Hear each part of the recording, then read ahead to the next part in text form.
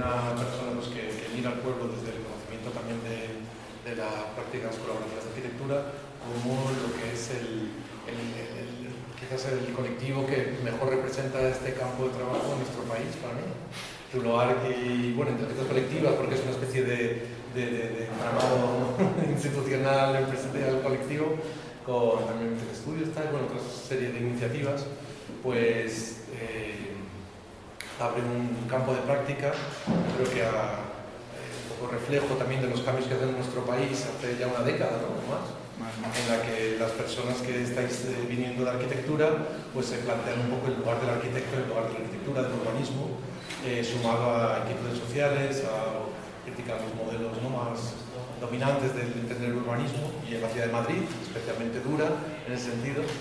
Y Zuloarc hace una referencia también para campo adentro, por las veces que hemos colaborado en proyectos y intercambiándonos siempre pues ideas, momentos, y agradezco un montón que habéis hecho el esfuerzo, y además doble agradecimiento también para ti, para Manu, por habernos puesto en contacto conmigo, porque esto es una especie de gran dueto que tiene todo el sentido en el contexto del método móvil, y agradezco mucho el esfuerzo que os habéis sumado y que nos va a contar pues, ejemplos para sobre todo pues, aportar al proceso de microarquitectura del pastoreo, y que es algo que quizás, como decíamos en el grupo, que somos más de arte o tal, pues viene muy bien tener esta experiencia de alguien que se ha chupado sus buenos 7 años, creo que es de media de arquitectura, con un montón de cosas aprendidas, para luego aterrizarlo sobre el terreno y hablar de arquitectura colectiva.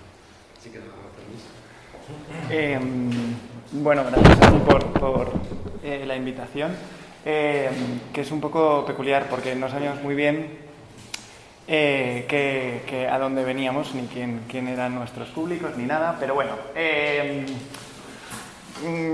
os voy a abrir un poco un mundo de posibilidades. Más que contaros un poco cómo hacemos las cosas, porque es más complejo, os he traído como 2 proyectos o 2 temas, ¿vale?, que vienen a hablar un poco de cómo nosotros nos enfrentamos un poco al hacer los proyectos que hacemos. La primera parte es este proyecto de inteligencias colectivas, y es un poco para comentar cómo nosotros nos enfrentamos a un contexto, a un territorio, ¿vale? La segunda parte tiene que ver más con las comunidades o cómo trabajamos con ciertas comunidades. Os dejo a vosotras y a vosotros que hagáis un poco el vínculo entre lo que estáis haciendo y esto que os voy a mostrar, porque a lo mejor no es tan evidente, pero creo que también es interesante verlo desde ahí, ¿vale? Es una manera de trabajar como muy abierta. Yo vengo de Zuloarc, que es un colectivo de arquitectos que llevamos como un montón de años, y es un poco particular nuestra forma de hacer, porque trabajamos como en muchos contextos diferentes y con una práctica como muy diversa. O sea, no desde la arquitectura, el urbanismo, el diseño, el paisaje, el territorio, el arte, hasta la academia, la investigación, la participación. O sea, es como muy amplio, ¿no? Entonces, al final lo que pasa es que como que nos mezclamos y nos influenciamos como unas prácticas con otras. El equipo somos un montón de gente y funciona como con una especie de núcleo como de reglas y de funcionamiento como muy claro para todos, pero a la vez lo que hace o lo que nos ha permitido seguir después de más de 20 años trabajando juntas, empezamos un poco en la universidad, que empezamos como a hacer cosas juntas, es que esta estructura le permite a cada uno hacer un poco lo que le apetece, ¿vale? Teniendo en cuenta que va a ser algo que va a aportar a la persona que lo está desarrollando y al equipo en general, ¿no? Entonces, se basa un poco en esas colaboraciones que hacemos entre los miembros del equipo, pero también y sobre todo con el entorno de personas, de entidades y prácticas con las que colaboramos. O sea, si algo puede definir nuestra práctica es que somos súper abiertos, intentamos ser lo más abiertos posible. Y Quique, pues es, bueno, no sé cómo, o sea, ni siquiera es como un colaborador, es como ya casi está dentro de ese núcleo, ¿no? O sea, porque...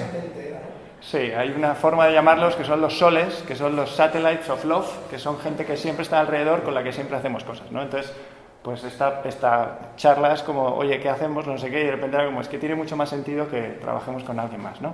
Pero bueno, como todo ha sido muy rápido, pues tampoco era como, montemos algo. Bueno, mira, os contamos unas cosas, espero que os inspire un poco, sobre todo a lo que creo que os puede aportar, que es un poco esas formas de hacer pequeñas arquitecturas de la transhumancia, que yo lo entiendo como algo como móvil y rural, ¿no? O sea, como que tiene que ver algo con lo de que vas como construyendo ese camino, que vas como estás de forma itinerante y que además estás en un contexto bastante difícil. Bueno, el primer tema es para hablar un poco del contexto, para nosotros hay un artista, como todos sois artistas y entenderéis esto, que a mí me inspiró mucho, que se llama Alfredo Yar, que es el papá de Nicolas Yar, que supongo que le conocéis, a Nicolas Yar, el DJ, pues su papá es un artista chileno muy importante que emigró a Estados Unidos, bueno, y él tiene una forma de trabajar que para mí fue muy inspiradora, porque para él empezaba siempre sus conferencias con una cosa así, pero en vez de poner esto ponía context is everything, o sea, el contexto lo es todo, y él decía que necesitaba entender los contextos en los que, si acaso llegaba a trabajar, y necesitaba una cantidad crítica de información para poder actuar, y no antes de sentirse responsable con la información que tenía y la comprensión de ese territorio, de ese contexto, actuaba. Y solo en ese momento, entonces, actuaba, ¿no? Entonces, esto es un poco también una forma de actuar que creo que es como enfocarse de forma obsesiva en el territorio, porque todo lo que vamos a trabajar o con lo que vamos a desarrollar nuestros diseños ya está en ese territorio, ya está ahí. Esa es un poco nuestra cuestión. Nosotros no pretendemos como intervenir o imponer o desarrollar alguna práctica como que imponga nada a ese lugar donde trabajamos, sino más bien al contrario, aprender de lo que está pasando ya allí, ¿vale? Mirar de forma como muy obsesiva. Y esto es lo que hace, para ejemplificar un poco esta forma de trabajar, os he traído este proyecto, que es Inteligencias Colectivas, que no es de Zuluark, que es un poco fruto de esas colaboraciones con un montón de distintos agentes. Y Inteligencias Colectivas no es como más que es una plataforma digital en la que nosotros vamos como recolectando un poco todos estos ingenios o todas estas detalles o hallazgos que vemos, que lo llamamos evidencias, que vamos encontrando por todo el mundo y los vamos como, como nos atraen o nos interesan, porque al final plantean soluciones muy temporales, muy como para un contexto determinado, en un momento determinado y con una comunidad determinada, ¿no? Como muy específicas, pero nos permiten desde ahí aprender de lógicas que son como más complejas y que nos llevan como a cuestiones que son casi de territorio o de escala como ciudad, ¿vale? Entonces, lo primero que hacemos es como ir a buscar estos pequeños hallazgos. Hemos tenido la suerte de trabajar en infinitos lugares, somos un montón, o sea, no es que hayamos todos viajado a todos estos lugares, pero nos han dado la oportunidad de sí poder, tampoco diría cómo trabajar, porque en algunos contextos no tenemos la cantidad de información necesaria para poder hacer cosas, entonces simplemente como habitar un contexto para poder entender qué son los elementos con los que nosotros empezaríamos como a pensar en diseños o en cuestiones, ¿vale? Esta es un poco la plataforma, es pues una cosa muy sencilla en la que nosotros, pues un Word en el que íbamos subiendo como todas estas cuestiones, ¿vale? Inteligencias Colectivas se acerca a la realidad de una manera diferente, mirando un poco al margen, ¿vale? De forma como muy obsesiva. Nosotros lo llamamos lo de ponerse las gafas de inteligencias colectivas para mirar, porque si vas mirando de forma no tan atenta, pues a veces como que se te pasan cosas que son a veces un poco sutiles, pero que si vas tirando del hilo, ¿no? Pues pueden ser cosas muy interesantes. Y sobre todo lo que nos interesa son aspectos de la realidad de los que podemos aprender muchas cosas, ¿vale? Como que empiezas a escarbar y de repente hay muchas cosas. Bueno, al margen de, o en las afueras, en los márgenes del diseño, la arquitectura, del urbanismo, encontramos objetos o piezas o intervenciones sorprendentes, ¿vale? Que nos han dado una información que consideramos como muy valiosa respecto a lo que realmente es importante para las personas, su modo de vida, desde el punto de vista social, económico y político, ¿vale? Decimos esto porque muchas veces no son cuestiones que tienen que ver con solucionar a través de un diseño un detalle o una forma de hacer, ¿no? Parece que los arquitectos lo único que hacemos es como diseñar un detalle constructivo que haga que funcione y que esta casa no se caiga, ¿no? Pero muchas veces esas lógicas que parecen como estructurales no tienen solamente que ver con eso, ¿vale? Tienen que ver con otras muchas cuestiones, especialmente cuando miras a cuestiones que están más al margen, ¿vale? Esto es un poco como el aspecto que tiene nuestro catálogo, como una especie de foto de lo que sería estos hallazgos o estos registros, ¿vale? Y os estaréis pensando, ¿qué es esto, no? ¿Qué puede pasar a formar parte de un catálogo? Y esto es lo relevante. Este proyecto lo hemos contado de muchas maneras, pero os he traído esta, que la desarrolló Juanito, porque lo que viene a hablar es un poco de qué es lo que buscamos nosotros en los contextos a los que vamos, donde creemos que se van a dar como esas situaciones como inteligentes o interesantes de las que podemos aprender, ¿vale? Lo primero que buscamos, y este además es un bonito ejemplo porque fue una de las primeras cosas que encontramos allá por 2010 que empezamos este proyecto, buscamos detalles constructivos espontáneos, ¿vale? Inesperados, que mezclen un poco tecnologías populares con imaginación, la imaginación o el ingenio de quien lo construye. Este caso es una acera que lo llamábamos la acera enchufable. Pues unos tipos que vendían CDs, para no gastar pilas, pues uno puso un enchufe, entonces todos se enchufaban y era la acera con música y con una actividad absolutamente brillante, y la clave de todo esto era este enchufe que veis ahí abajo, ¿vale? Buscamos objetos cotidianos, arquitecturas comunes y situaciones que aparentemente son insignificantes, ¿vale? Pero los miramos desde una nueva perspectiva o una nueva óptica que lo que hace es poner en valor, ¿no? Esto es una pesa en Medellín, donde mucha gente no tiene recursos para tener una pesa en su baño, entonces por muy poco te puedes pesar, ¿no? Entonces de repente hay gente, hablamos con este señor y nos decía así, porque hay gente viene como cada 2 o 3 semanas, me visita la misma gente, ¿no? Para pesarse. Cosas tan absurdas, y es un dispositivo que activaba un espacio, etcétera. Bueno, no os voy a contar un poco todo lo que implican cada una de estas cosas, porque estaría como muchas horas, pero sí un poco una visión de lo que buscamos, ¿vale? Buscamos acciones que operen sin prejuicios sobre lo inmediato, sobre lo que tenemos a mano, sobre lo que podemos hacer, ¿vale? Lo que hay ya en ese contexto, como os decía. Esto es Santo Domingo y esto es un parque acuático absolutamente flipante, ¿no? Con una cuesta que no se ve del todo aquí. No sé si esto era un vídeo. ¡Uy! Bueno, no os lo pongo. La que lo que hacían era llenar una piscinita de algún vecino y entonces echar agua sobre un plástico seguramente de algún toldo de no sé cuántos, y tenían ahí un parque acuático absolutamente increíble. Buscamos herramientas que nos permitan nuevas dinámicas, invenciones, uso alternativo de materiales. O sea, no solo nos interesan estas piezas tan maravillosas de Theo Jansen, supongo que las conocéis, sino cómo construye estas piezas, ¿vale? Y esto que veis a la izquierda es una pieza que lo que hace es darle presión, porque todo esto se mueve, son objetos que van moviéndose con una serie de tensiones y presiones que meten unos tubitos y tal cual. Pues se inventó también la máquina, que para nosotros es como un paradigma muy bestia de la herramienta necesaria para hacer este tipo de dispositivos, ¿vale? Buscamos diseños que utilicen fuentes de energía alternativa. Esto ahora es como muy común, pero hace muchos años como pensar en otras formas de conseguir energía, y especialmente en contextos donde no es como que te enchufas o te conectas tan evidente, ¿no? Pues es como muy necesario. Estas son las bicimáquinas muy conocidas de Guatemala.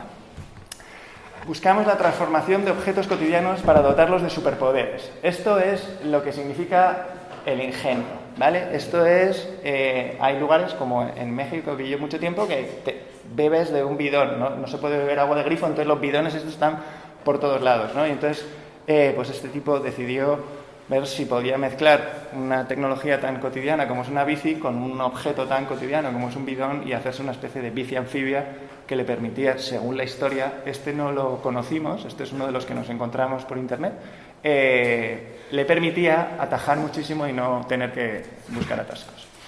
Buscamos cosas que comprendan bien las condiciones particulares del entorno, ¿vale? Cada contexto tiene una situación y una determinada muy especial, muy específica.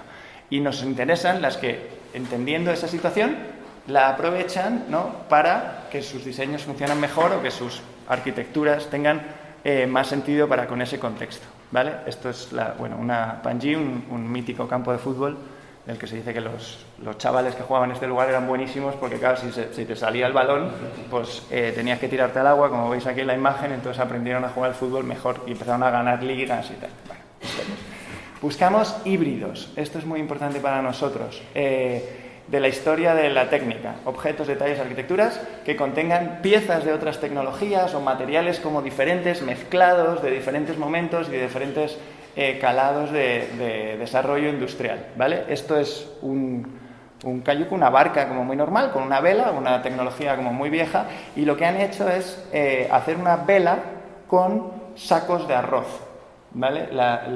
Los sacos de arroz están tejidos con unos tejidos súper resistentes, ¿no? Entonces hicieron esta especie de obra de arte o cosa maravillosa que encontramos en Lagos, Nigeria, cuando estábamos estudiando un poco estas arquitecturas flotantes. Buscamos los mestizajes, que es como un poco hibridar, pero no materiales, sino hibridar culturas, ¿no? Situaciones, objetos, arquitecturas que mezclan materiales con orígenes, materiales o naturalezas diferentes. Esto fuimos testigos de esta obra porque trabajamos con un artesano que no tenía más dinero para comprar mimbre, ¿no? Entonces, con unos chavales de la universidad se inventaron una cosa que de una botella de Coca-Cola le ponían como una especie de cúter y no sé qué, y sacaban como un hilo o una cosa verde, y entonces Rogelio, este increíble diseñador, nos trajo un día esta hamaca arreglada que nos parecía como la cosa más espectacular del mundo. Misma tecnología, cambio de material, y pudo rehacer esto.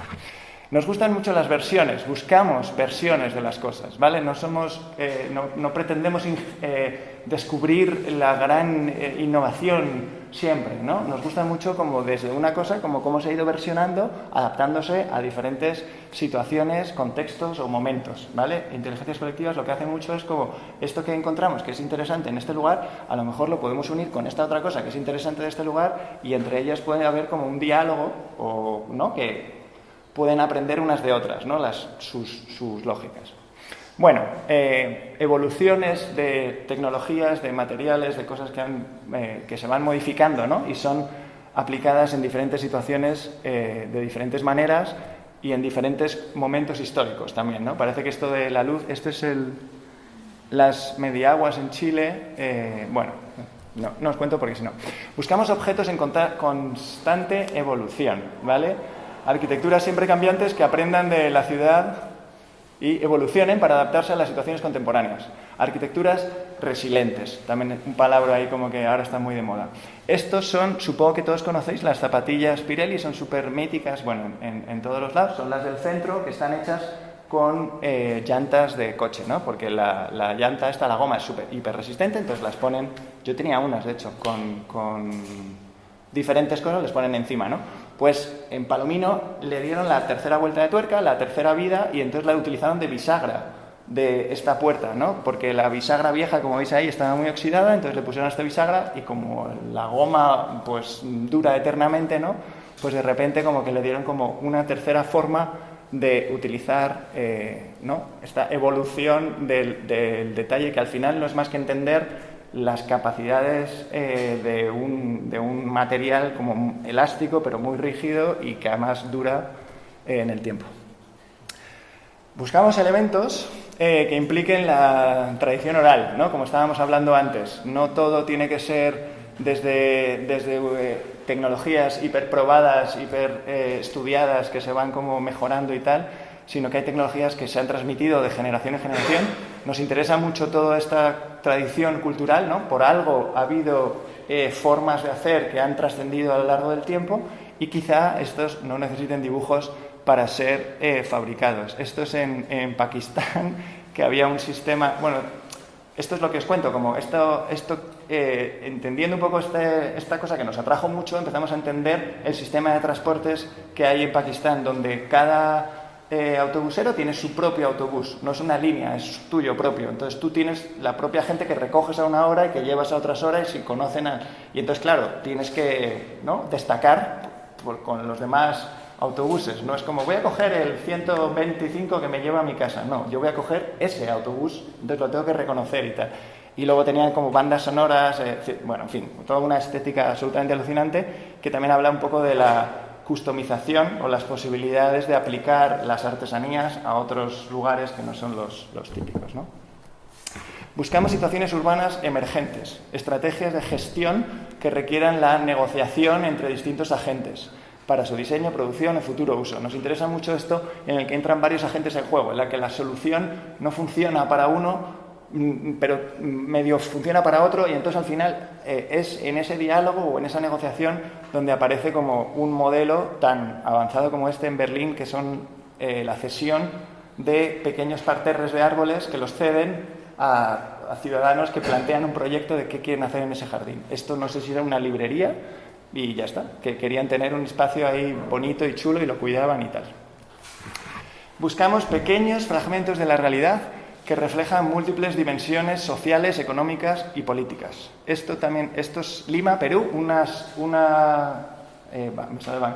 acera en la que en el barrio chino, que no les habían puesto infraestructura de luz ni de nada, y entonces se inventaron un sistema para, pues como el Paseo de la Fama, ¿no? Tú podías poner ahí tu nombre o Pepito o el cumpleaños de una amiga o lo que sea, pagabas un poquito, y entonces esto es una cosa gigante, toda una avenida, y entonces, que además es peatonal, con eso empezaron a pagar, nosotros llamamos el suelo que paga las facturas, porque lo que consiguieron fue ponerse ellos la infraestructura de iluminación a través de esta tal. Entonces, este pequeño detalle, estas pequeñas baldosas, que no tienen mucho de especial, más que tienen como este mensaje, tienen que ver con esferas y dimensiones y escalas muchísimo mayores, ¿no? Que es como, ¿por qué un barrio sí le dan, por qué a un colectivo de gente de China que vende de otra forma no les dan las mismas infraestructuras que a otro en el centro? En fin, te hace entender la realidad desde una cosa muy pequeña que vas como entendiendo hacia dónde van.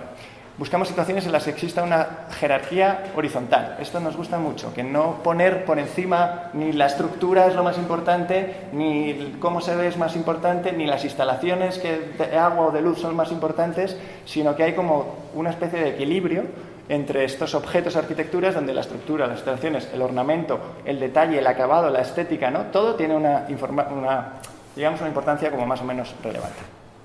Bueno, Inteligencias colectivas trata de cambiar la forma en la que pensamos en el diseño.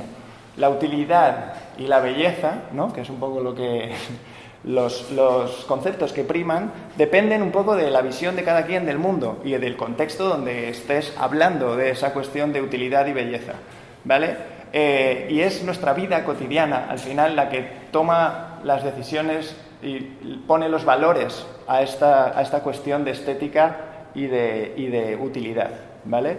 Y los paradigmas a partir de los cuales nosotros como actuamos, ¿no? O sea, son las situaciones que tenemos que entender, cuáles son las lógicas que hay en ese lugar, a partir de las cuales empezaremos a ver que no es lo mismo, no sé qué estaban hablando ahora de abrir la leche en Madrid que en un lugar que en otro, ¿no? Entonces, a lo mejor puede parecerte más bonito, más bello o más útil una forma que otra, pero tienes que entender en el contexto en el que estás para saber un poco qué hacer con esos o lo que puede ser de esos objetos. Bueno, además de eso, lo que hacemos es como decir, estos son detalles constructivos igual de relevantes que todos los demás, los dibujamos como si fuesen detalles constructivos muy estandarizados, ¿no? Como si fuese un detalle de AutoCAD de un corte de fachada o de cualquier cosa, para un poco ponerlos en valor. Además de eso, no nos gusta o no entendemos todo este conocimiento y toda esta tradición y todo este ingenio como algo que debe como preservarse. No somos como... o sea, no trabajamos el patrimonio como algo a conservar y a encapsular, sino al contrario, a trabajar con ello, a desarrollarlo, a mezclarlo, a hibridarlo y así aprender realmente cuáles son las cualidades. Entonces lo que hacemos es, juntamos un poco cuando tenemos la oportunidad, en algún contexto en el que nos permiten o que tenemos la suerte de poder actuar, juntamos una serie de estas inteligencias y entonces hacemos un proyecto o un prototipo, porque todos son prototipos, porque luego nunca lo repetimos. Somos un poco, no sé cómo llamarlo, siempre hacemos piezas únicas y ¿no? Luego en el diseño haces el prototipo, aprendes de él, lo mejoras, lo das y luego ya lo capitalizas. Pues nosotros nunca hemos capitalizado porque nunca hemos repetido ningún prototipo. Pero bueno, esa es otra historia. No mira el patrimonio como si fuese algo que deba permanecer intacto, ¿vale? Esto es lo que os contaba. Para nosotros el patrimonio emergente es como la base de nuevos diseños y nuevas cosas que pueden evolucionar en prototipos en cuestiones de muchas maneras. Estos son algunos de los prototipos, os he traído como algunos ejemplos para que entendáis un poco, o para que tengáis como una especie de abanico visual de cosas que hacemos o de pequeñas arquitecturas. No sé si se relacionan mucho, pero entendiendo un poco la lógica, estoy seguro de que la podéis trasladar al contexto de Cuenca, en donde estáis pensando un poco estas microarquitecturas, ¿vale? Bueno, estos son chorradas, cada uno es un lugar. Este es el que decías de Manila, a la izquierda. Esto es en Karachi. Tejidos, formas, o sea, al final remezclamos cosas, no estamos inventando nada que no esté ya en ese lugar, ¿vale? Este es un poco especial porque nos llaman en Madrid a hacer algo en el Matadero y entonces fue como de, o sea, descubrir estas inteligencias en tu propio lugar es mucho más difícil que cuando vas a otros lugares, esto es así, no pasa nada. Es muy, muy difícil en tu propio contexto, en tu propio entorno, interesarte por tu cotidianidad, ¿no? Entonces decidimos hacer esta especie de lugar de trabajo y lo que hicimos fue como incluirle todas las inteligencias que habíamos encontrado por muchos lugares, ¿no? Hay un montón de cosas como estas ventanas o esta bici que era la que iluminaba y la que le daba energía a todo esto, las fachadas tejidas, en fin, los carriles, un montón de... los rótulos luminosos de botes de agua, etcétera. Estos son los dibujos que hacíamos de cada uno de estos detalles, ¿vale? Bueno, cuando hay un lugar en el que pasan varias cosas, a lo mejor tenemos la suerte de construir un prototipo, lo que hacemos es como un proyecto, ya se genera como una relación con ese territorio que va más allá de me he encontrado una piececita o he hecho una pieza, y entonces eso lo llamamos proyectos que tienen como una entidad como más relevante, de repente encontramos más cosas, ¿no? O sea, si tuviese que trabajar con vosotros un rato más, pues haríamos un proyecto en Cuenca, porque encontraríamos un montón de inteligencias, desarrollaríamos unos prototipos y eso como que genera ya un conocimiento que va más allá de la propia pieza o el propio prototipo, ¿vale? Bueno, esto es uno que hicimos en un proyecto en Nigeria, en el que no construimos nada, hicimos un mapa, ¿vale? Porque nos dimos cuenta, bueno, no había mapas, es una ciudad tan bestia, el crecimiento poblacional que ha tenido, que no existen mapas de la ciudad, son como los mapas, son como áreas diferentes, ¿no? Entonces decidimos hacer un mapa, ¿no? Con todas estas, claro, pero en el mapa incluimos la que a nosotros nos parecía interesante, como inteligencias y cosas que nos habían motivado a hacer, ¿no? Entonces hicimos un poco la estructura vial, ¿no? Y de lagos y de ríos y todo como estaba, y entonces empezamos a colocar todos estos puntos que veis por ahí, que son como el mapeo que luego teníamos en el proyecto de todas las inteligencias.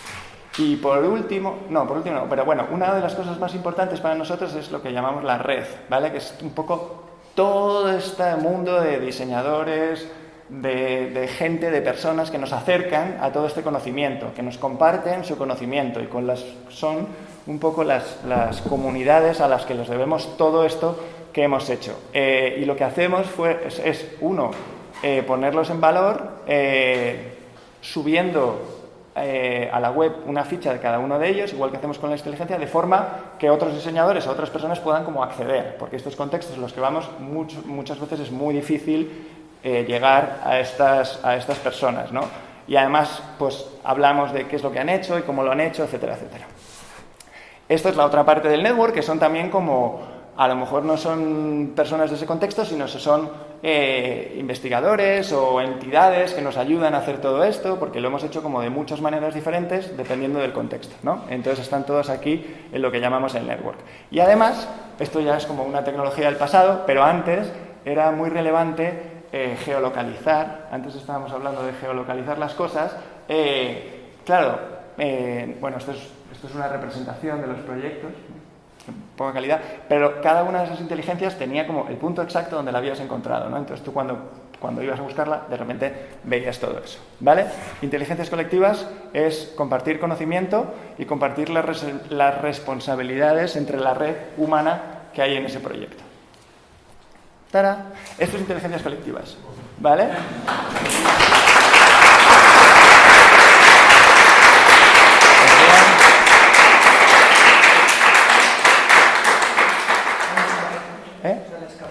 Escape. Vale, y ahora os voy a contar otra cuestión que tiene más que ver, no tanto con... con los contextos en los que trabajamos, sino más bien un poco con las comunidades con las que trabajamos. Y además enlaza un poco más con el tema rural porque son dos invernaderos, aunque no están en un contexto rural, en los que hemos trabajado. A ver, ahora es control L. Bueno, invernaderos comunitarios.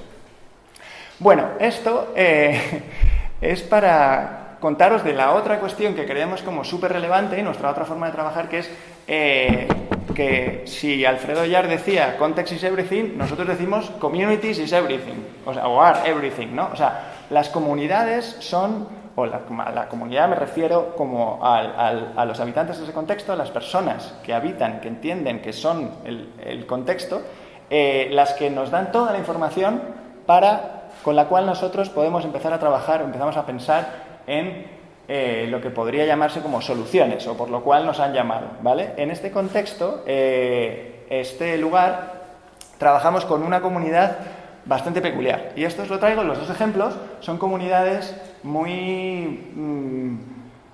no comunidades al uso. Y esto es una de las cosas que os quería contar como antes de entrar a contaros el proyecto, y es que para nosotros el tema de la comunidad local no solamente significa que tenemos que trabajar con esa comunidad local, eso es como muy obvio, sino que además los dispositivos, los proyectos y las microarquitecturas que diseñéis y que diseñemos tienen que fomentar que haya comunidades que se creen alrededor de ese proyecto. O sea, no solamente se trabaja con las comunidades que haya, sino que se trata de que esa comunidad se enriquezca también de lo que tú estás haciendo, o bien porque vaya más gente a la comunidad, o idealmente, esto a veces pasa, se genera una comunidad alrededor del proyecto, ¿vale?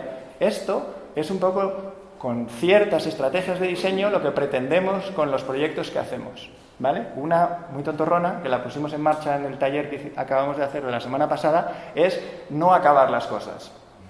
¿Por qué? Porque si no acabas las cosas, la comunidad que hay alrededor del proyecto, con la que has estado trabajando y que ya sabe cómo funciona eso, tiene que acabarla, ¿vale? ¿Eso qué significa? Que tiene que... O sea, que no se lo das todo hecho, entonces tiene que volver allí, tiene que haber entendido cómo se acaban las cosas, cómo se construyen, cómo se hacen. Y es decir, ha habido una buena trabajo de colaboración entre esa comunidad para poder acabar el proyecto. Y además, no haces la foto finish con todo perfecto, sino que dices, esto es un trabajo como, ¿no?, en continuo. Es una estrategia muy tontorrona, pero para que entendáis un poco qué significa esto de generar una comunidad a través del diseño, que el propio diseño, ¿vale? Y diseño no significa, como en este caso, diseñar la pieza. Significa diseñar este proceso. Lo que hicimos aquí fue, bueno, esto es un centro de salud comunitaria en San Blas, que es como un centro médico, pero para personas que tienen como cierta dependencia y tienen como que ir bastante porque tienen problemas de salud o problemas que como que necesitan no una cita con el médico, sino ir habitualmente. Es otro tipo de relación. Son centros públicos y tal. Y en esto, una señora, hace 1000 años, que trabajaba en este centro, quiso hacer una huerta y de ahí surgió un proyecto poquito a poco, nos contaron unas historias como muy increíbles. Y lo que pasaba es que aquí había como muchas comunidades en el huerto, pero no todas se conocían entre ellas y no todas conocían las historias. Entonces lo que hicimos fue ir a mapear esas historias. Entonces fuimos por allí paseando con todas estas personas, haciendo paseos por este lugar, y entonces lo que hicimos fue una especie de mapa de las historias que nos habían contado. Esto además abre mucho los imaginarios y recupera un poco todas estas historias y conocimientos que a veces son clave, a veces simplemente te dan pequeñas ideas, ¿no?, de qué hacer o de cómo hacerlo.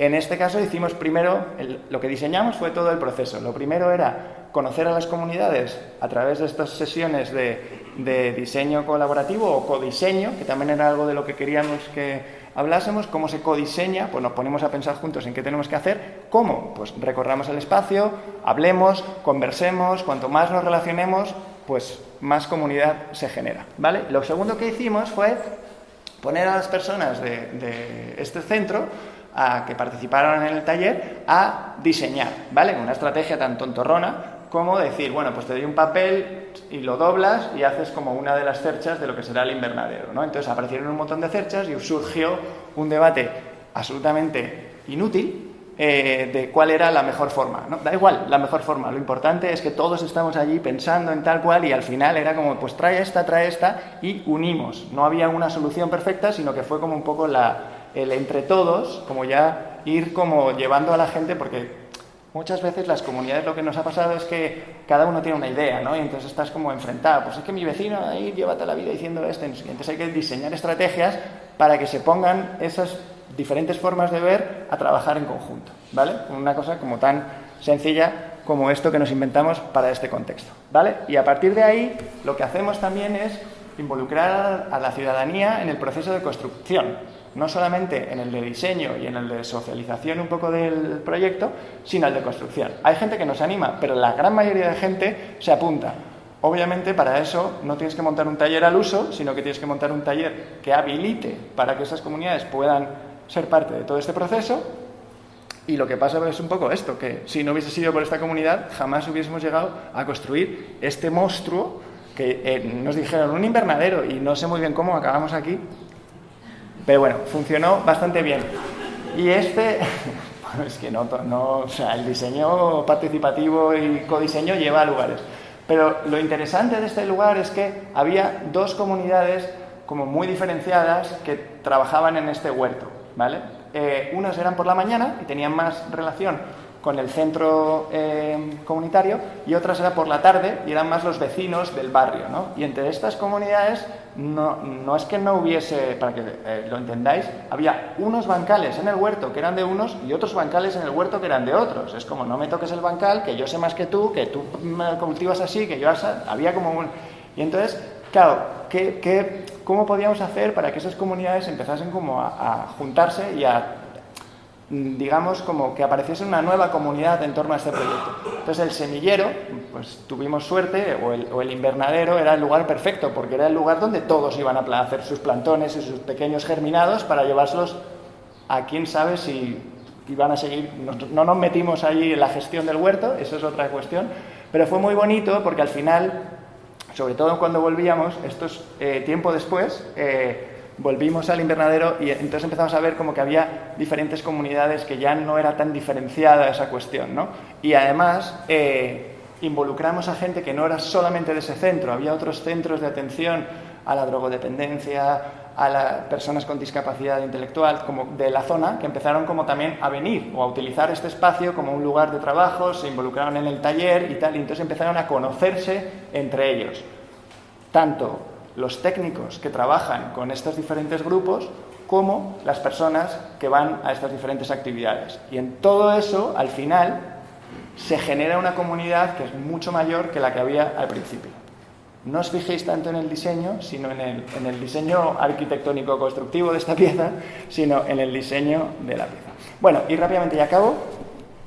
Uy, ya me estoy pasando.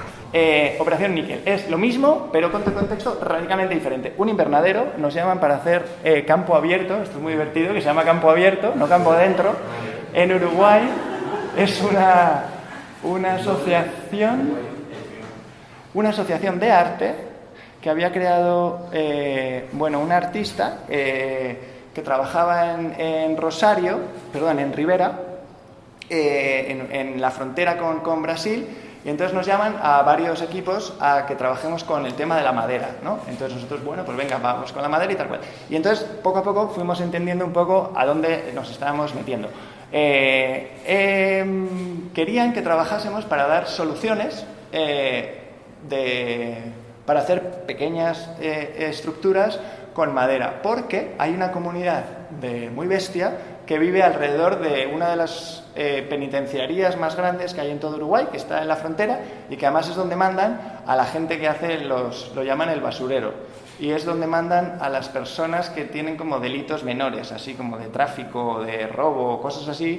No es ni de seguridad, o sea, casi que se desdibuja el límite de la penitenciaría, es como una especie de ciudad. Y lo que ha pasado es que muchas veces son los hombres, o casi siempre son los hombres los que van para allá, los que detienen, y entonces las mujeres se quedan en sus contextos súper frágiles y dicen, ¿qué voy a hacer yo aquí? Y entonces van a vivir en el exterior de esta penitenciaría.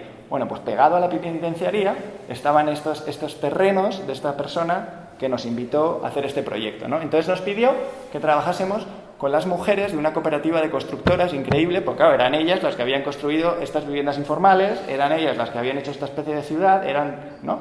Y lo que estaba empezando a pasar es que los hombres salían ya de la cárcel porque era un delito menor, ahí estaban ahí un año y chao, hacinados en unas situaciones absolutamente inverosímiles, y de repente se quedaban a vivir en ese lugar porque no tenían otros lugares, ¿no? Estaban como creando una ciudad y eran las mujeres constructoras de esta cooperativa con la que queríamos que trabajásemos.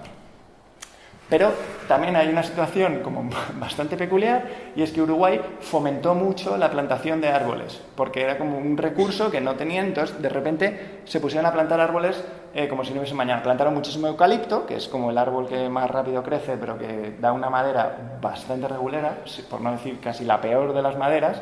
Entonces, claro, luego ponte tú a trabajar con esa madera. Se tuerce, bueno, en fin, es bastante complejita. Pero claro, y además en este contexto tenían un montón de madera y no tenían aserraderos o lugares donde cortarla para hacer un producto industrial que luego pudiesen vender a otro lugar. Entonces no las podían llevar a Montevideo a trabajarlas, ¿cómo se llama? Bueno, sí, a serrarlas o hacer serrín o piezas o lo que sea para luego distribuirlas. Entonces tenían allí montañas y tal y no sabían muy bien qué hacer con eso. Entonces dijeron, ¿por qué no trabajáis con esto y con las mujeres y tal cual? ¿Qué pasa aquí? Que, pues como muchas veces cuando vas a un contexto que no conoces, estas mujeres nunca aparecieron, creo que vino una vez a ver un poco allí qué pasaba, y trabajamos con unos estudiantes de la universidad de arquitectura maravillosos, hicimos un diseño chulísimo, fue una experiencia genial, pero toda esta cuestión no pasó, o sea, la comunidad aquí no estaba, no era como, bueno, ¿y todo esto para qué? ¿No? ¿Para hacer una pieza bonita? Vale, pero ¿y luego dónde está aquí la historia? Entonces, la única forma que se nos ocurrió de poder conectar toda esta cosa tan chula con la comunidad fue, además unas fotos, bueno, es que el lugar, es que todo era absolutamente alucinante, menos esto de que no, y tampoco íbamos como a meternos allí en una ciudad parásita de una penitenciaría a buscar, no iba a pasar. Entonces, lo que hicimos, nuestra forma de aportar a esta comunidad fue hacer un manual de construcción de un invernadero. Esto fue un documento tan tonto como esta cuestión, pero que lo que hace es que esta comunidad tenga un material, o sea, que de alguna forma no solo vayan por allí y vean una pieza, sino que tengan las herramientas para poder construir el detalle constructivo. No lo sabemos. Bueno, sí, construyeron un segundo.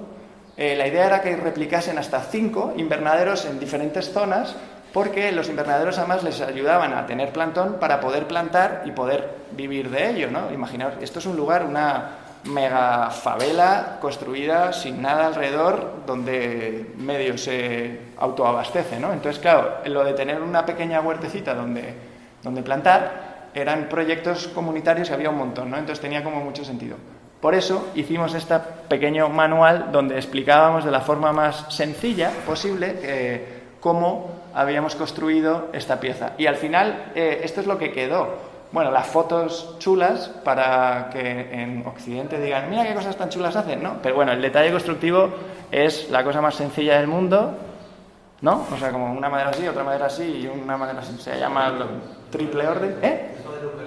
Esto es madera de eucalipto, sí. Esto es la madera de eucalipto que, pues estas eran las mejores, pero bueno, pues como podéis ver aquí no son ni cuadradas, ni se torsionan, no están mojadas, etcétera, etcétera. Pero bueno, que lo bonito de este proyecto es al final haber hecho el esfuerzo de devolver a esta comunidad un material que podía ser útil, que es este manual de cómo construir un invernadero. Y es todo.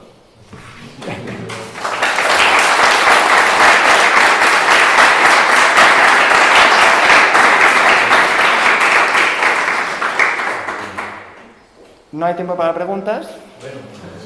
No, es que lo hablamos después en el recorrido, ¿vale? Pero sí os voy a pedir una cosa, bueno, os pongo como un pequeño ejercicio, porque también hay una parte de que no me gusta a mí dar pláticas y ya está, que sería como un taller, y es que cada una de vosotras penséis en una pieza, un objeto, un diseño, una inteligencia que hayáis encontrado o que encontréis en este recorrido, que puede estar aquí debajo de esta pata, si miráis bien, ¿vale? Cada una en la que confiéis, de la que podéis aprender algo que os va a servir para vuestro diseño de las microarquitecturas transhumantes.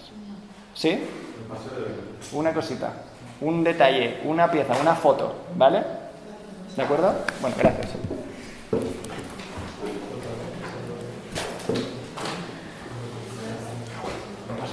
Y ahora hay una segunda parte, pero va a ser súper breve.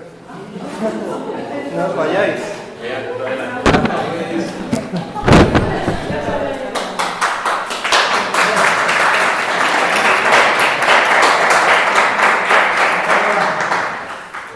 vas a quedar ahí, esto va a ser súper breve. A ver, esto es el más completo. Tenemos a la autora,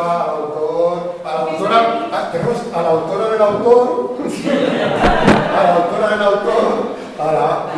yo creo que la dejamos aquí. Hay más de dar mucha vergüenza. Pero yo creo que tienes que quedar aquí, qué mejor, pero que mejor que estar orgulloso.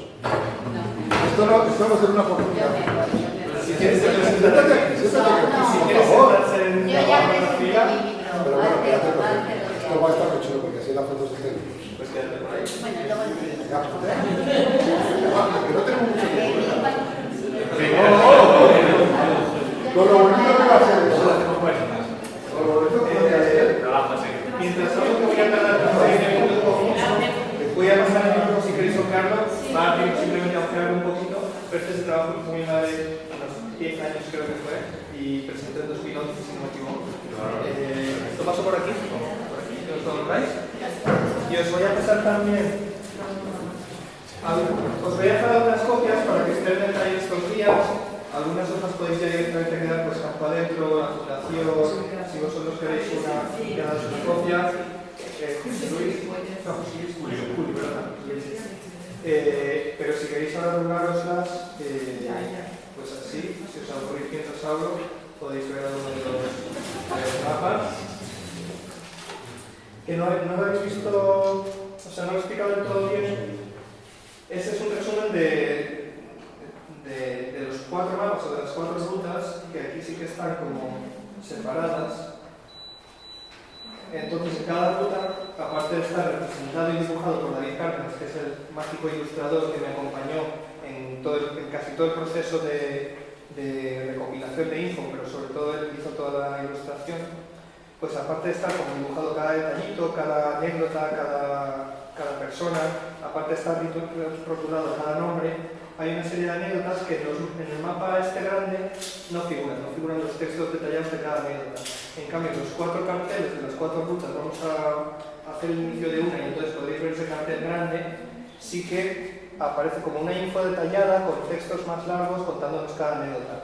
En el formato papel lo que hicimos es que esa info detallada, en lugar de estar por delante en el mapa, que no cabe porque es una reducción muy pequeñita, está por detrás. De tal manera que podéis conectar la anécdota de las víboras con el dibujo aquí de las víboras, entonces podéis conectar el lugar con el asunto. ¿Vale? Entonces, vamos especialmente para que veáis también algunos por aquí mientras os doy la chapa. Todo hecho en el año 2022. Esto se hizo entre el 21 y el 22. ¿Vale? Entonces, bueno, muy rápido. Ya me habéis presentado, Enrique Espinosa. Soy arquitecto y he hecho muchas cosas en la vida desde 2006 más o menos que empecé a trabajar. O sea, llevo ya pues 15, 16, 17 años. Esta es una foto hecha como a un par de kilómetros de aquí, donde estoy yo con el jersey amarillo. La foto seguramente la hizo mi madre, porque es la única que falta en ella. Está mi padre, mis 2 hermanos gemelos y mi abuela Petra, recogiendo piñas en el monte para hacer lumbre. Entonces, esta foto para mí es importante porque aparte de estar hecha aquí en Beamud, conecta con cosas que inevitablemente a veces te llegan en la vida. A veces uno trabaja porque en un determinado momento de su vida vio que se le daba bien dibujar o que le gustaba construir legos y conectó eso con poder ser arquitecto porque a su vez era como una profesión que allá por los años 90 parecía como que te aseguraba un futuro y demás. Cada uno tiene sus razones para haber elegido las vías profesionales que luego habrán podido dar bandazos más grandes, más pequeños, etc. Pero también hay cosas en la vida que aparecen en otros momentos que no tienen que ver estrictamente con tu trabajo, pero que hechas o en el proceso de hacer uno dice, ostras, yo no he estudiado para hacer esto o yo no llevo 20 años trabajando en esto, pero esto que estoy haciendo este año me parece como mucho más interesante y me parece que si tuviese que decir cuál es mi propósito en la vida, es más hacer esto que los 20 años que llevo haciendo diseños de formas de interior, ¿no? Por poner un ejemplo, parcialmente basado en hechos reales. Entonces, esta foto en la que aparece mi abuela tiene que ver con un proyecto que desarrollé desde el año 2013 que tenía que ver, no sé si se oye, no se oye. Bueno, en realidad da igual. A ver.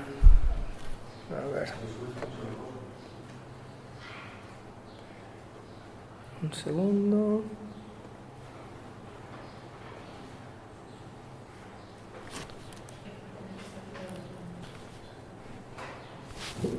¿Estás viendo el vídeo? Sí, de la aplicación de fotos. ¿Cómo?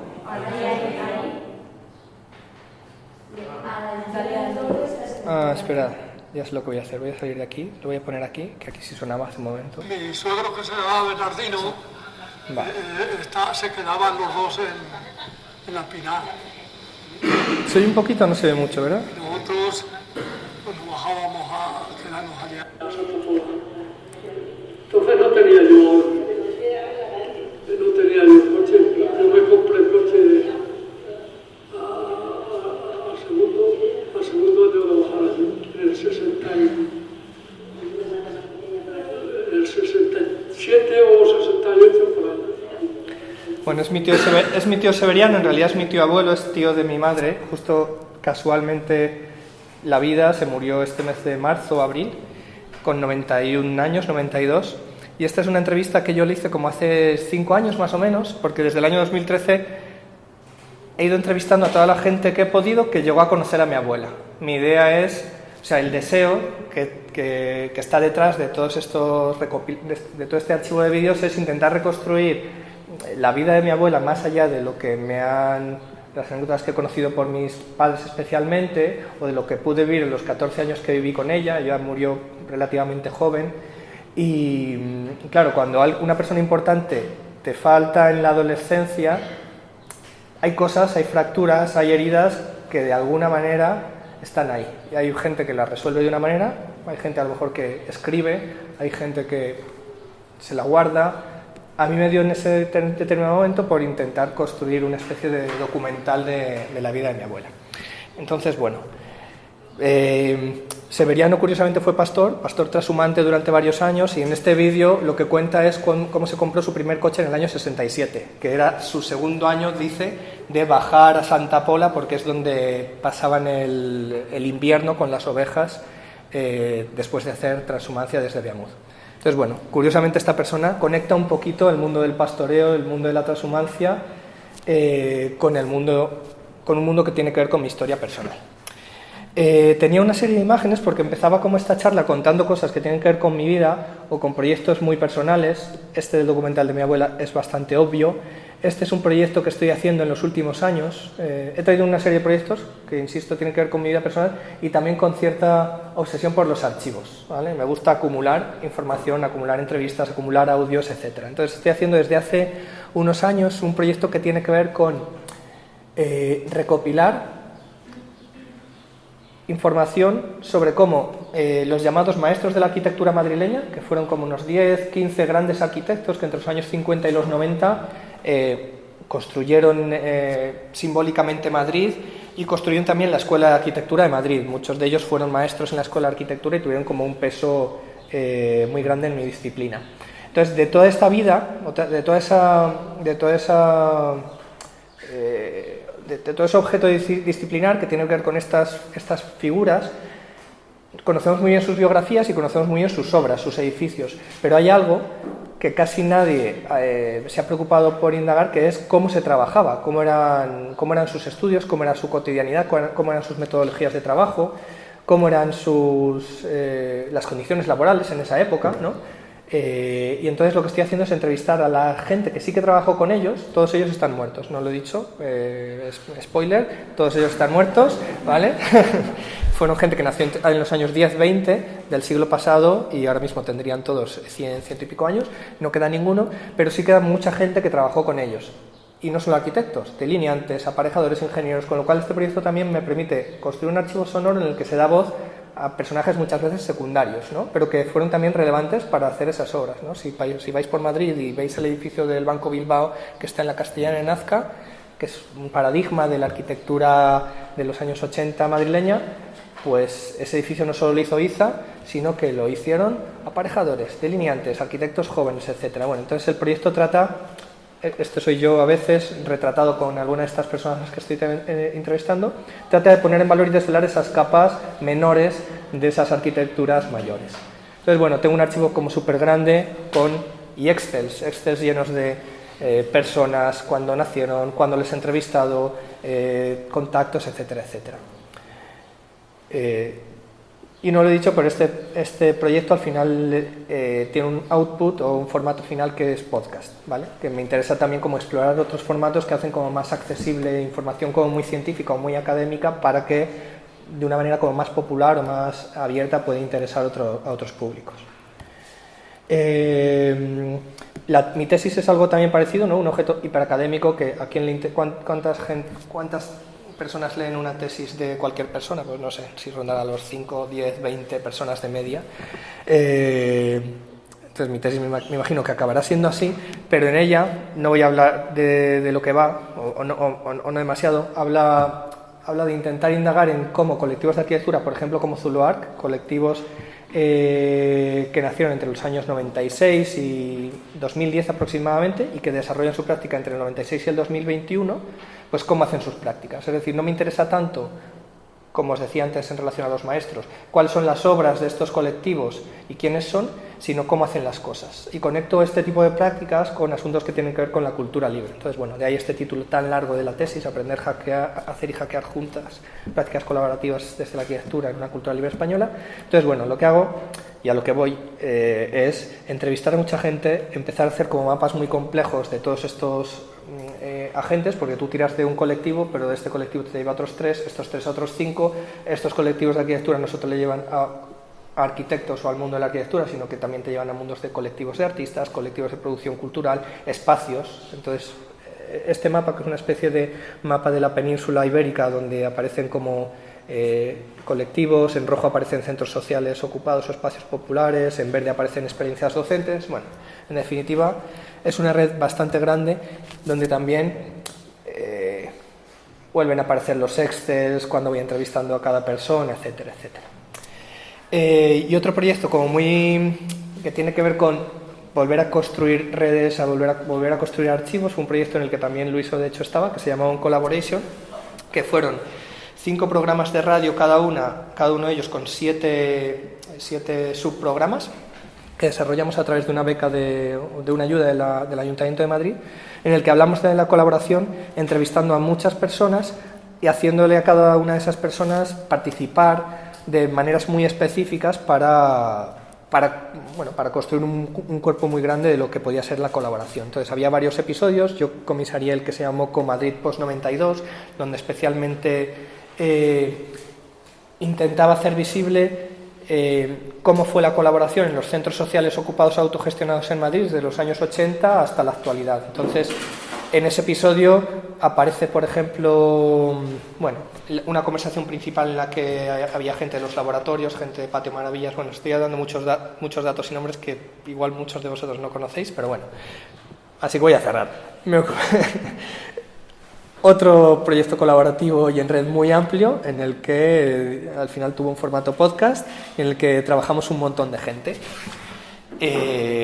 Pero luego las escenas eran muy cotidianas, ¿no? Por ejemplo, este era uno de los programillas, ¿no? De ahí simplemente invitados, gente grabando, como estáis vosotros también grabando parte de lo que está pasando en estos talleres, y luego todo se subía a una web donde estaban como los podcasts. Este es el iVoox de los podcasts.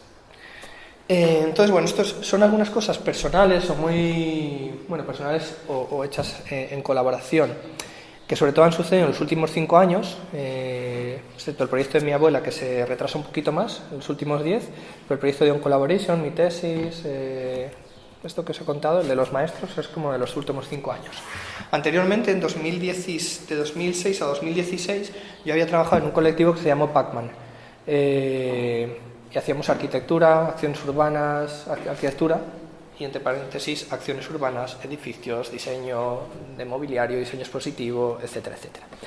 Hubo como una serie de acciones que hicimos desde Pacman que se acercaron al medio rural, casi todas sin activar una capa constructiva. Tenían que ver más con acciones efímeras, con acciones participativas, y hago comillas a participativas, porque todos estos trabajos que suceden básicamente desde el año 2008 al 2012, ensayaban como estrategias de enrolamiento ciudadano, que cuando 10 años después, las ya digeridas, las he visto con cierto criticismo, he visto cosas que efectivamente siguen siendo interesantes, y no es que me arrepienta de lo que hice, pero hay un aprendizaje al releer ese tipo de prácticas que seguramente ha hecho que ahora me sitúe a la hora de trabajar con la ciudadanía o trabajar con un entorno rural de otra manera a la hora de construir cómo nos relacionamos, cuáles son los procesos que hacen más eficaces los proyectos, y cómo de alguna manera hacer que la participación sea real y no temporal, ¿no? Entonces, bueno, aún así os voy a contar como súper brevemente 3 proyectos que hicimos. Este fue en Cáceres, que se llamó Cáceres, que era Cáceres. Era un proyecto perversamente conectado con esta idea de las capitales culturales de la cultura, ¿no? Capitales europeas de la cultura. En esta 2016 hubo como 12 o 13 ciudades españolas que competían entre sí. Además era como una especie de competición muy cruda, donde, yo qué sé, Santander, con Banco Santander, que era el principal financiador, se vendiendo qué iban a hacer, vendiendo que iban a abrir el centro botín, vendiendo una determinada programación. San Sebastián, que fue quien ganó al final, se posicionaba y vendía como otro discurso. Al final había como una competencia dentro del mundo de la cultura con muchas cosas como muy cuestionables, ¿no? Presupuestos que muchas veces se gastaban en un día y no dejaban como pozo o semilla en las ciudades donde se hacían las cosas. Entonces, bueno, nosotros fuimos parte también como de este despilfarro con este proyectito que se llamó Cáceres, donde lo que queríamos es, estas son como los logos de todas las ciudades, lo que queríamos es como hacer participar a la ciudadanía de Cáceres para intentar construir un lema parecido a: el principal patrimonio de Cáceres son sus ciudadanos, no sus monumentos, no su programación cultural. Entonces, ese eslogan, que suena muy bien y que tuvo partes como súper divertidas. De hecho, montamos un fotomatón donde fotografiamos a 2016 cacereños, juego de números súper obvio. Al final nos generó como estas imágenes, ¿no? Como fotografiamos a la gente, utilizamos esa imagen y de alguna manera ponemos a jugar esas imágenes y por tanto a esas personas en la ciudad a través de una expo que nos inventamos, que fue simplemente como expongamos a los cacereños a través de su propia imagen en el casco, ¿no? El casco de Cáceres, que se ha musealizado, es un espacio como eminentemente turístico ahora mismo. Vamos a hacer que las personas que viven de verdad en Cáceres sean protagonistas de ese espacio a través de siluetas, al final eran siluetas de madera viniladas con las imágenes de estas personas, ¿no? Entonces, bueno, fue guay y muchas personas fueron a ver esta expo porque realmente, o sea, mola ver a tu abuela que está hecha escultura en la Plaza Mayor de Cáceres, y vas a verla y va toda la familia en procesión a verla, y hubo como escenas súper divertidas, súper bellas y entrañables. Mira esta señora que iba a ver a su nieta, la silueta que está de espaldas es la nieta, y la abuela va como casi que está a punto de tirar la muleta, ¿no?, para abrazarla. Pues efectivamente hubo escenas como muy bellas, pero dudamos que más allá de ciertos recuerdos este tipo de acciones como que dejen un gran peso, un gran pozo. O sí, no lo sé. Yo ahí dejo esta pregunta porque es cierto que todo lo que tiene que ver con lo inmaterial, con el recuerdo, con las emociones, juega, y seguramente sea mejor como vivir estas experiencias a que no pase nada, ¿no? Pero bueno, lanzo como una especie de pregunta crítica. Luego en medios funcionan muy bien este tipo de cosas. Un segundo proyecto que hicimos en esta línea se llamaba Plan Extinción, que tenía como un poquito era la misma estrategia conceptual. El marco era, eso sí, diferente. Cienfuegos, un pueblo, de hecho tú lo conocerás, Fernando, en el concejo de Quirós, en Asturias, uno de los concejos más despoblados de Asturias, una de las provincias o regiones con problemas de despoblamiento más grandes de Europa. Entonces identificamos al pueblo que más población había perdido de todo el concejo de Quirós, que era Cienfuegos, un pueblo en el que ya solo vivían 6 personas de las 500 que llegaron a habitar en los años 50-60. Entonces fuimos al pueblo e hicimos como este retrato colectivo que al final convertimos en una especie de monumento o de imagen que está ahí permanentemente intentando como dar valor o dar dignidad a esos últimos habitantes de la ciudad. Conectamos como esa imagen y todo ese asunto con, no sé si os acordáis del plane de Zapatero del año 2010. Los estudiantes más jóvenes igual erais como muy niños en el año 2010, ¿o no? Sí, De niños. Pues bueno, fue un plane que tuvo una cosa anecdótica o no, y es que implicó como una inversión en infraestructuras públicas, muy grande, pero a veces a través de proyectos muy pequeños. Imaginaros que asfaltar una acera o una serie de aceras o una placita a lo mejor era uno de los proyectos del Plan E.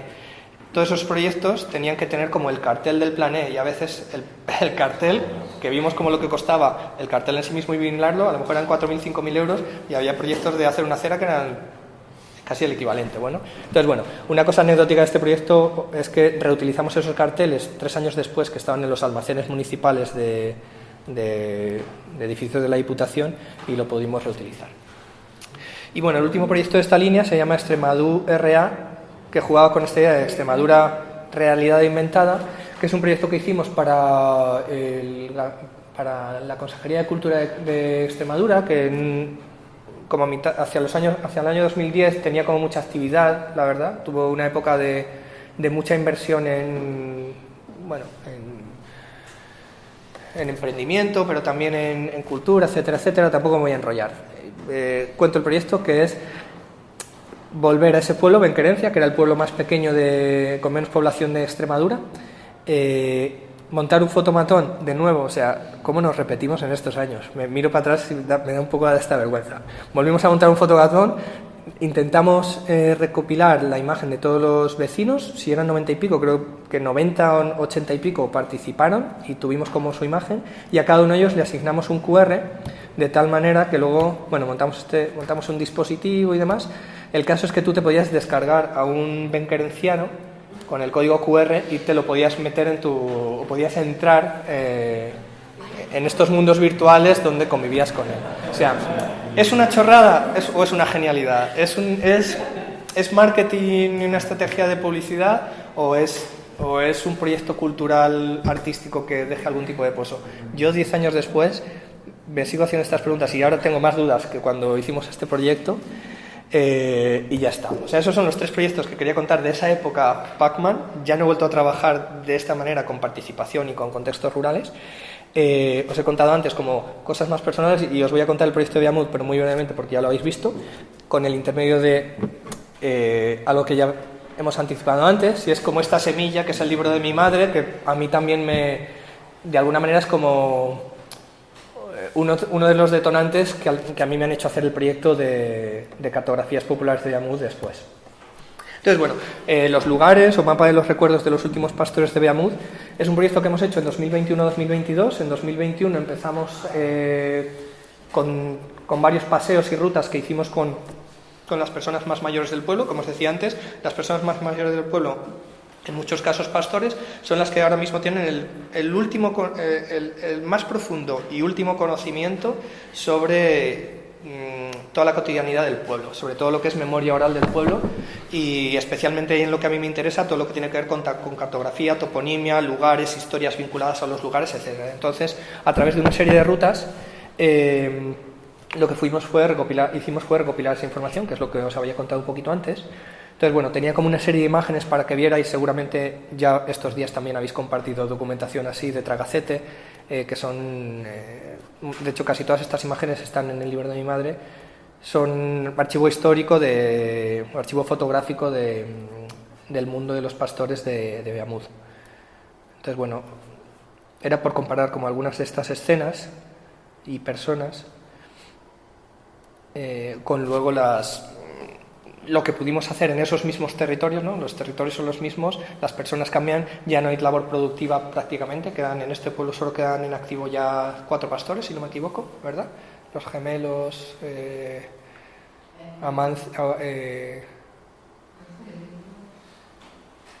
Paquito y Amanda, eso. O sea, aquí que hoy llegó a haber 20 y pico mil cabezas de ganado, ¿no? En el libro se recoge 7, que fue del 2011 cuando se publicó, y ahora pues hay ya 4. Claro, en 2007 pues se han jubilado 3 en estos 10 años. Bueno, estas son como algunas de las imágenes de las rutas que fuimos haciendo con ellos. Se apuntaron otros vecinos, algunos no eran pastores, pero por ejemplo habían trabajado en el entorno, habían trabajado el mundo de la resina, el mundo sí, sobre todo el mundo de la resina, que es bien. Y nada, en realidad, bueno, estos son... Una fotografía participativa, ¿no? O sea, se iba yendo a los sitios y iba diciendo...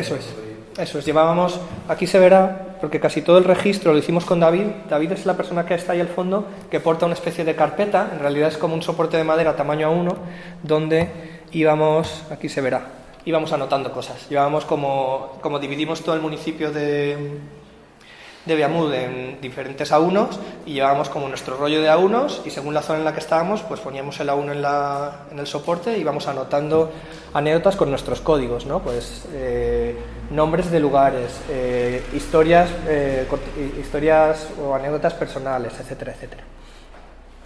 Aquí está David. David, de hecho, aparte de hacer como todo el proceso de participación, mediación, recopilación conmigo, él es el ilustrador. Yo estaba más en la parte como de coordinación, ideación del proyecto, coordinación y logística, y él ha estado en la parte final, especialmente de ilustración. Bueno, no sé qué decir, es obvio, ¿no? Como que no hay 500 personas, o sea, es difícil hacer que estas actividades, que la verdad es que luego las haces y, o sea, los paseos molan, son emotivos, aprendes cosas que son increíbles, es difícil enrolar a gente. Los hicimos en julio-agosto, que es cuando en el pueblo no hay 40 personas como ahora, sino que hay 100 y pico, 200 y pico personas en los días más festivos, y es muy difícil enrolar gente. O sea, bueno, esto lo digo como compartiendo como las dificultades de este tipo de trabajos, ¿no? Que lo haces con la mejor intención, en plan, joder, ¿qué importancia tiene el recuperar estas cosas, el poner en valor estos entornos? Y luego hasta es difícil como que todo el mundo sintonice con estos asuntos. Pero ya lo digo, yo os lo decía al principio, esto a mí me llega por una cosa como que es en realidad muy personal. Es difícil que las cosas que son muy personales, aunque tengan como relevancia social, motiven también a otras personas a tu mismo nivel, ¿no? Entonces, bueno, yo creo que muchos de estos asuntos hay como que hacerlos poco a poco, que ir como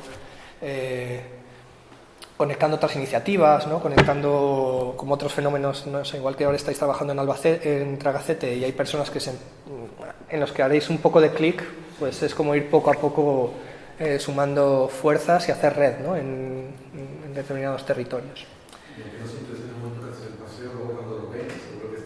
Claro, sí. Sí, luego todo el mundo que ha visto el mapa, los grandes que ahora veremos otro al inicio de la ruta o estos en papel, a todo el mundo le encanta, pero es muy difícil como contar que en el proceso de participación está casi todo, que si no aparecen 100 relatos más en ese proceso ya es muy difícil que vuelvan a aparecer, es muy difícil. Bueno, estos son fotos, carteles de las jornadas de ruta que hicimos, la camiseta que yo llevo, que fue parte de la financiación, porque esto está por ahí. ¿Montero estaba? ¿Se ha salido? he visto que habéis trabajado con Prodes en algún proyecto. Nosotros este último proyecto, en 2021 trabajamos con Diputación. Con Diputación conseguimos una cantidad como mínima, tipo 1.200 euros conseguimos para 4 jornadas de ruta, mogollón de trabajo que hicimos brutal. De Prodes el año pasado conseguimos, si no me equivoco, 8.000 y pico, más 4.000 que puso ayuntamiento, camisetas y demás. O sea, tuvimos que financiar como el 30 y pico %, que fue mucho esfuerzo conseguir ese 30 y pico, que son 4.000 pavos, o sea, no es nada, es una mierda, pero cuesta la locura. Y Prodese puso 8.000. Y yo creo que era la primera vez que Prodese es una entidad local que es para el desarrollo... Eso, es una asociación que se dedica a la promoción y desarrollo de la serranía de Cuenca. Entonces, básicamente gestiona fondos europeos y los distribuye o los canaliza a través de diferentes tipos de ayuda. Luego pedir una ayuda de esas implica como bastante trabajo de papeleo, sobre todo para los arquitectos que no estamos metidos en el mundo de las burocracias europeas. Y luego yo creo que era la primera vez que financiaban algo cultural, porque Prodese habitualmente se relaciona con turismo, con emprendizaje rural. Por ejemplo, dan fondos a casas rurales. Ese tipo de asuntos es lo que ellos rápidamente identifican y dicen, sí, esto lo promueve Prodese, pero este asunto que hicimos nosotros les sonaba como absolutamente marciano. De hecho, hasta que no dijimos, no, es que no es solo la cartografía, es que hay unos carteles que señalizan rutas, entonces los turistas que vengan van a poder hacer una actividad más. Ahí es donde enganchan y dicen, vale, ok, no nos estáis timando y la inversión que viene de Europa queda en algo. Entonces, bueno, y los mapas que ya los habéis visto son estos. Como decía, al final son mapas que no tienen escalas ambiguas. Por un lado, sí que es como más o menos es realista, como que las distancias son las que son, donde pasa un río o un camino pasa, pero luego, por ejemplo, la vegetación pues está fuera de escala y es más figurativa para que tenga resolución el mapa y te diga cosas. Y las anécdotas o las pequeñas historias pues aún suben más de escala para que se vean, básicamente. Y como os decía, por la parte de atrás, como no daban en los mapas, pues se amplía como el icono, el dibujito y aparece como la historia como más detallada. Entonces, bueno, yo creo que el resto os lo podéis imaginar, ¿no? Yo creo que merece más la pena como pasear ahora un poquito, ver el primer cartel de la Ruta 1 y si queréis por el camino hablamos un poquito más. Sí.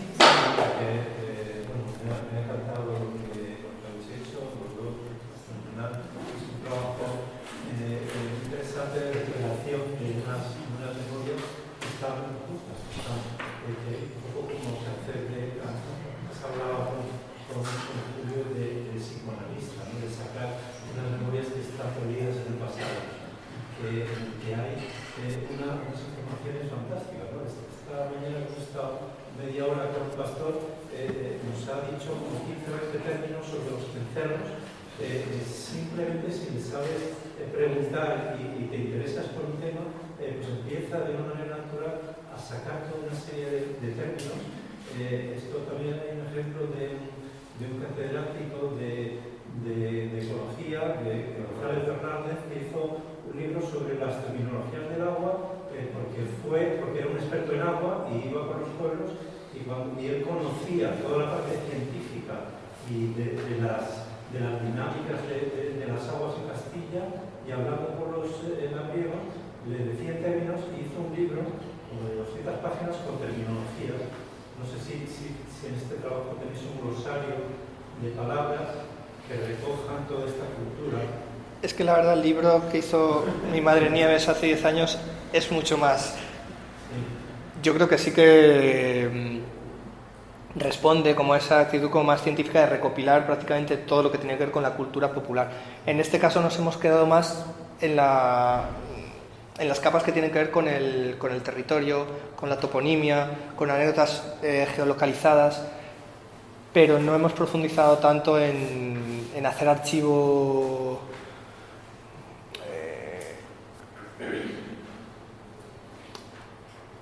en hacer como una construcción o una etnografía como de los usos y costumbres de veamos. Pero te entiendo. ¿El nombre del pueblo tiene alguna explicación? ¿El qué, perdón? El nombre del pueblo. El pueblo, sí.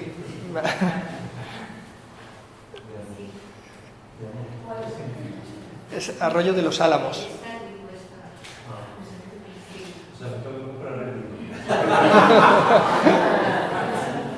No, es un nombre árabe que significa Arroyo de los Álamos. Yo investigué muchas cosas de otros escritores también que se dedican a ese tema de dónde viene, dónde de cada. Y recuerdo que había como dos cositas, como que unos pensaban que venían, pero bueno, el que más parece ser es de una familia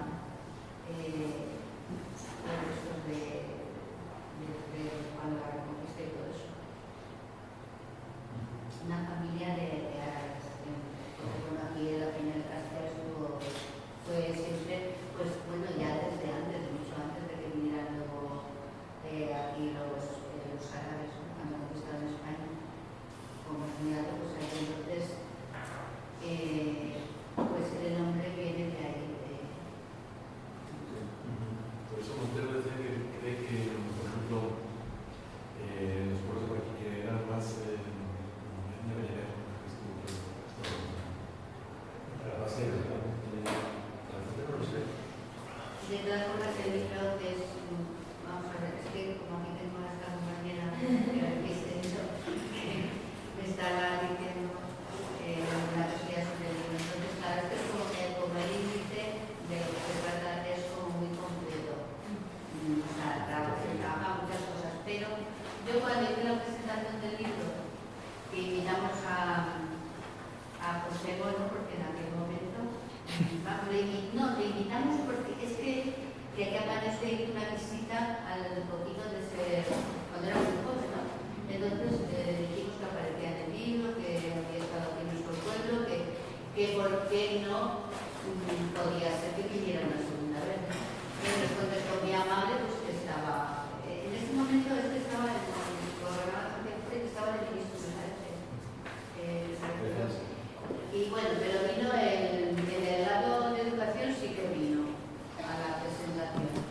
Y entonces yo, cuando hablé, comentaba que el libro está hecho de tal forma que lo puede entender todo el mundo. Está hecho de una forma muy sencilla, los textos y luego las imágenes, que hay más de 1000 y pico imágenes, tienen todas como pie de texto o un pie al lado, donde además de lo que se está escrito y se habla de ciertas cosas, luego cada una de esas imágenes te añade más información. Pero está todo de una forma tan sencilla como si se lo explicaras a alumnos. Entonces, que como yo he sido maestra, pues a lo mejor es que no se lo hacerlo de otra manera, pero explico esta porque la verdad es que lo puede entender todo el mundo, los que tengan más conocimiento, los que tengan menos. Y le comentaba a Cristina que yo he visto, porque también hay muchos pueblos que tienen su propio libro, ¿no? Que han dicho, pues vamos a hacer nuestro libro. Yo conozco a algunos y les decía que yo la verdad es que no he visto ninguno tan completo como pero no es porque sea yo, pero que también me lo ha dicho la gente. Entonces pues estamos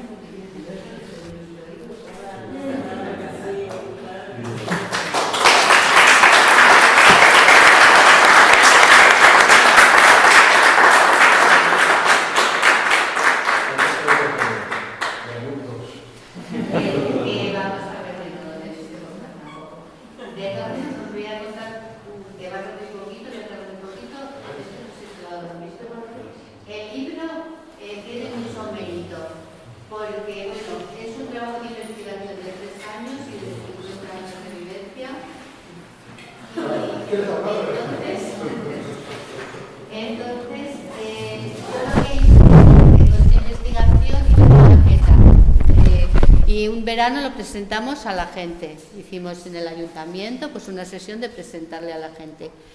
Y claro, nosotros es que no queríamos depender de qué diputación. Es que muchos libros de los que os he comentado que se han publicado de otros pueblos tienen abajo que ha sido financiado por diputación.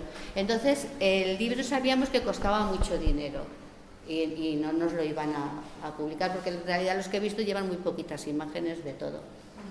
Y entonces dijimos, ¿y por qué no vamos a hacer? Tuvimos una reunión después de verlo, la gente se quedó encantada. Y eso también sirvió porque yo ya había ido pidiendo fotografías, cosas, y había gente que tampoco me lo tomaba así como muy en serio, no me acababan de dar. Algunos como que son muy celosos de sus fotografías, a ver si se la voy a dar porque y luego ya me desaparece de esta costumbre de la otra. Entonces, esto sirvió para que, como les encantó la primera maqueta, pues todo el mundo ya me quería dar un montón de cosas. De hecho, luego se mejoró.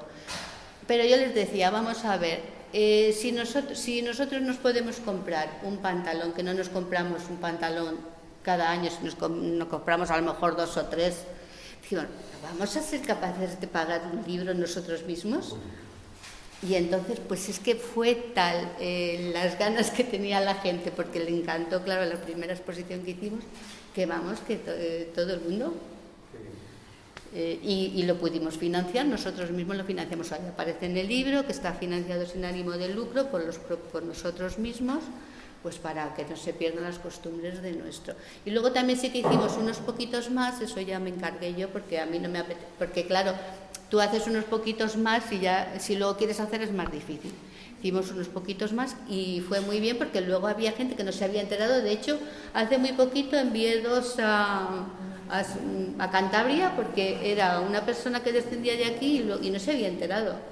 Entonces, ahí también estamos contentos de haber hecho unos poquitos más. Pero bueno, que ya está todo pagado y bueno, pues que no tenemos necesidad de venderlo, pero bueno, si alguien está interesado por algún motivo, pues también se lo vendemos, que quedan unos poquillos. Gracias.